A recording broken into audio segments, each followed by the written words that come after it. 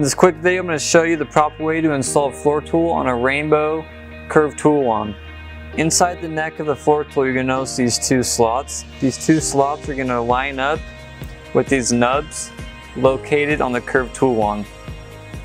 So while installing the floor tool, just line everything up and it should just go together without any issues. Once it's on, go ahead and give the floor tool a twist and it's locked on. I'm pulling on it and it's not coming off.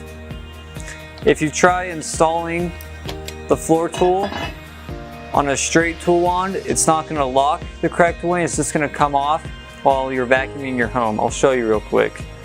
Since there's no nubs located on the straight tool wand, it's just going to go in and out with ease. The straight tool wand is just going to be for the other tool attachments that come with your Rainbow vacuum cleaner. So if you're still having trouble getting your floor tool on your curved tool wand, send us an email at service@greatvacs.com and we'll get you taken care of.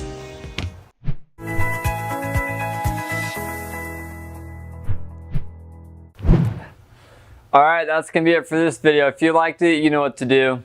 Want to stay up to date with all our new videos? Subscribe and click that bell button. Here at Great Vacs, we know Rainbow is like the back of our hand. So if you have any questions, email us at service@greatvacs.com and we will get you taken care of. Maybe you're in the market to upgrade your Rainbow like this E2 Black. Well, good news. Send us an email and we'll get you taken care of.